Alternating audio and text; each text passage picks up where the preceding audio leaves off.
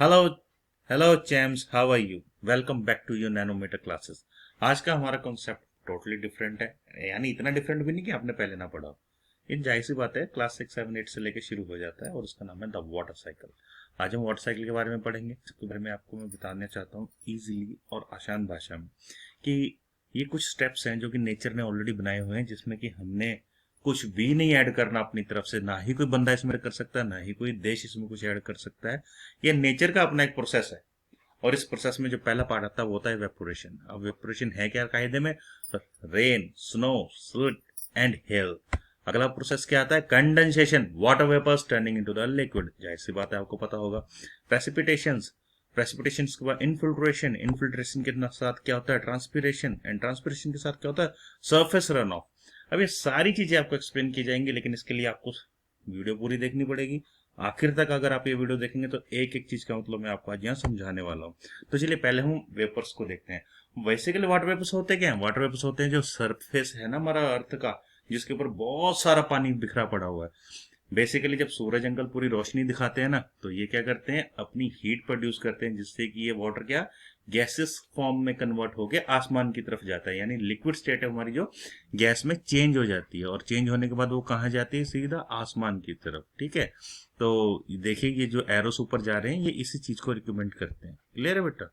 अब हम आगे आते हैं, आगे आके समझते हैं कि इवेपोरेशन प्रोसेस बेसिकली होता क्या है। वैसे तो मैंने आपको बता ही दिया है कि वेपर्स का आसमान की तरफ जाना क्या होता है? हमारा वेपोरेशन, वेपोराइजेशन होता है। तो आप देखिए इसमें हो क्या रहा है। ये फोटो आपको दिखाई जा रही है, इसमें एक चीज देखने को मिलेगी आपको, एक बड़ा सा तालाब। और उसके ऊपर क्या देखने को मिल रहा है? धुंध धुंध धुंध धुंध धुंध धुंध नहीं है, ये कोई ओस वोस नहीं है बेटा। गलती में मत रहना, बहकावे में मत रहना। ध्यान देखो, इस वक्त सूरज पूरी रोशनी से निकला हुआ है, पूरी हीट प्रोड्यूस कर रहा है सूरज देवता। और वो हीट कहाँ पड़ रही है? बेसिकली आगे वाटर के सरफेस के ऊपर पड़ रही है। और ये वाटर किस चीज में कन्वर्ट हो रहा है? गैस में कन्वर्ट हो रहा है, यानी वेपर्स में कन्वर्ट होकर कहाँ जा रहा है? सूरज देवता की तरफ ही जा रहा है, आसमान में उड़ता हुआ। और याद रखना, जितनी ज्यादा धूप निकलेगी उतनी ज्यादा हीट प्रोड्यूस होगी, और जितनी ज्यादा हीट प्रोड्यूस होगी उतने ज्यादा वेपर्स बन के आसमान की तरफ जाएंगे। आई होप अभी तक आपको ये बात समझ आ गई होगी। तो इसके लिए अगर आपको कोई दिक्कत है तो कमेंट में मुझसे पूछ सकते हैं। अब देखिए last line, less humid air evaporates quicker. यानी कि जो हमारी लेस ह्यूमिड एयर होती है ना, यानी जिस एयर में ह्यूमिडिटी कम होती है, वो और तेजी से आसमान की तरफ जाती है। ह्यूमिडिटी क्या है? बेसिकली ह्यूमिडिटी चिपचिपापन ही है जो पानी में जो एयर में हमारे वाटर के मॉलिक्यूल्स मौजूद होते हैं। तो अब देखिए यहाँ पे, ये आप क्वेश्चंस दे मैं आपको दे दिया है, इसमें आप देखिए, मुझे खुद बताइए क्विकली कहाँ पे इवेपोरेशन होगी और स्लोली कहाँ पे इवेपोरेशन होगी। आपको 6 फोटोज दी गई हैं। क्लाउडी डे में ज्यादा इवेपोरेशन होगी या नहीं होगी? सनी डे में ज्यादा होगी या नहीं होगी? स्मॉल सरफेस एरिया में होगी या large surface area of water में होगी, या ड्राई में होगी या ह्यूमिड में होगी? इस सब का आंसर आप कमेंट बॉक्स में देंगे, कि मुझे भी पता चले कि आपको कितना समझ आया है और आपकी बेसिकली नॉलेज स्टैंड कहाँ करती है। ओके, तो चलिए अब हम नेक्स्ट टॉपिक पे बढ़ते हैं। इसमें क्या देखेंगे? हम मोस्टली कंडेंसेशन देखेंगे। कंडेंसेशन होता है कि आपने सुना भी होगा बचपन से कई बार।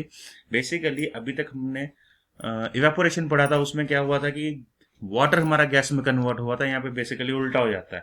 यहाँ पे हमारी गैस जो होती है लिक्विड में कन्वर्ट हो जाती है। अब आप सोचेंगे यार ऐसे कैसे होती है?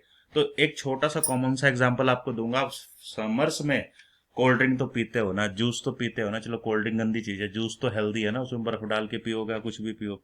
आपने नोटिस किया होगा कि आपकी जो बॉटल है, ठंडा पानी भी आप घर में अगर पीते हो तो गिलास के बाहर पानी की बूंदें जम जाती हैं। यही है कंडेंसेशन का प्रोसेस। यानी कि वो वाटर मॉलिक्यूल्स जो, या फिर वो वेपर मॉलिक्यूल्स जो कि एटमॉस्फेयर में प्रेजेंट हैं, और आपके ग्लास के पानी का जो टेम्परेचर है वो बहुत ज्यादा कम है as compare to that molecules present in atmosphere.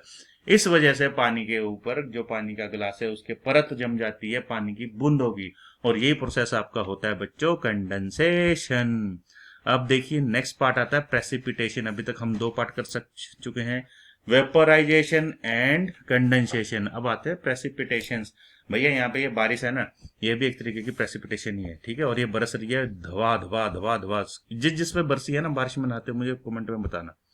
अब नेक्स्ट आता है आपका स्नो। बेटा स्नो भी आपकी प्रेसिपिटेशन में काउंट होती है। ठीक है, अब आप यही पूछ रहे होंगे ये प्रेसिपिटेशन होते क्या हैं? देखो मैं आपको सब बताने वाला हूँ प्रेसिपिटेशन बेसिकली होते क्या है।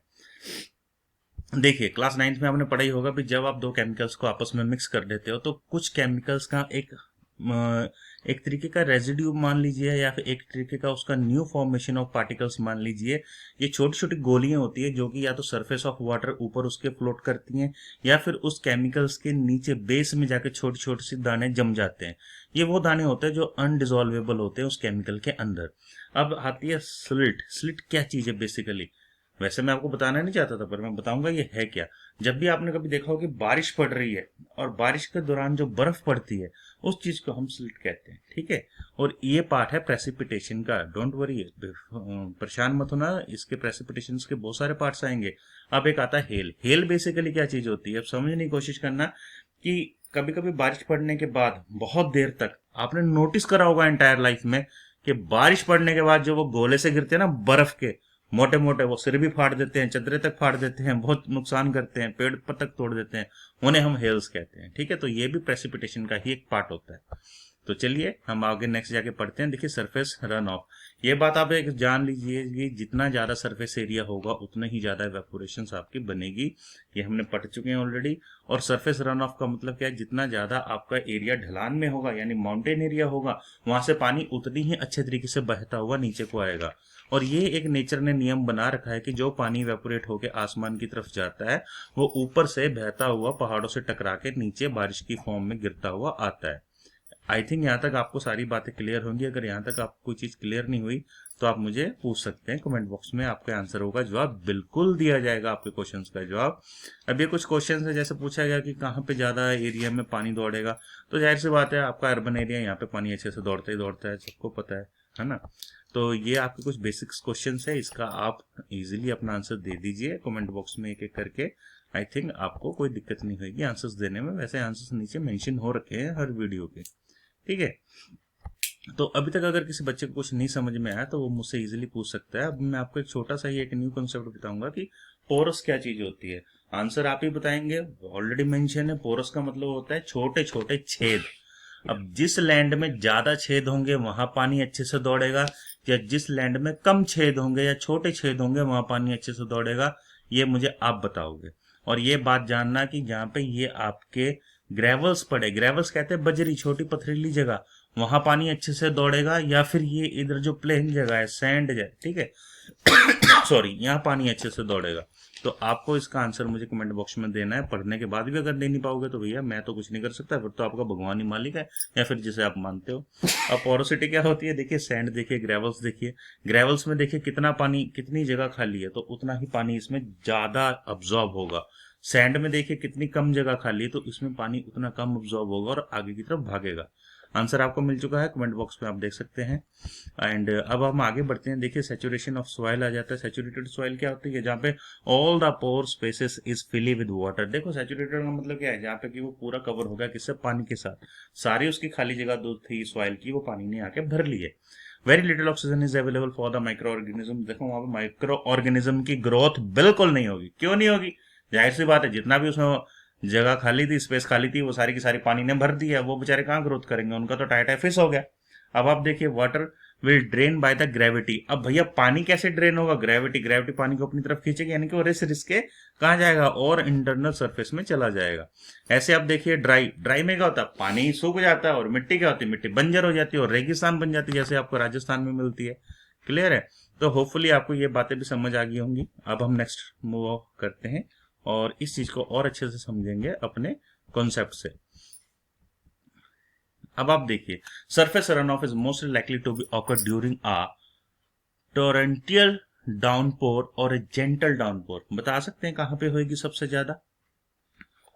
सो डियर स्टूडेंट्स, अब बस आपके लिए यही एक क्वेश्चन है। ये जो आपका पांडा उल्टा सीधा कूद रहा है ना, आई थिंक लड़कियों का पांडा फेवरेट होता है, आजकल तो लड़कों का भी फेवरेट है पांडा। तो मुझे बस ये बताइए, surface run off is more likely to be occur in occur during a, कब होगा, जेंटल डे में होगा या टोरेंट्रियल डाउनपोर में होगा? इसका आंसर आप कमेंट बॉक्स में दीजिए। इसका rest of the part video का जल्दी मैं अपलोड करने वाला हूं। तब तक के लिए आपको please do subscribe my YouTube channel, that's name is a nanometer classes. आपको यहाँ पे हर तरीके के साइंस के फिक्शंस और उनके कॉन्सेप्ट्स इजीली अवेलेबल मिलेंगे। और जब भी आपको कोई क्वेश्चन हो, जो चीज आपको समझ नहीं हो, आप कमेंट बॉक्स में पूछ सकते हैं। तो काइंडली आप मेरे चैनल को सब्सक्राइब कीजिए, इसे शेयर कीजिए और वीडियो को लाइक करके बेल आइकन को हिट कीजिए।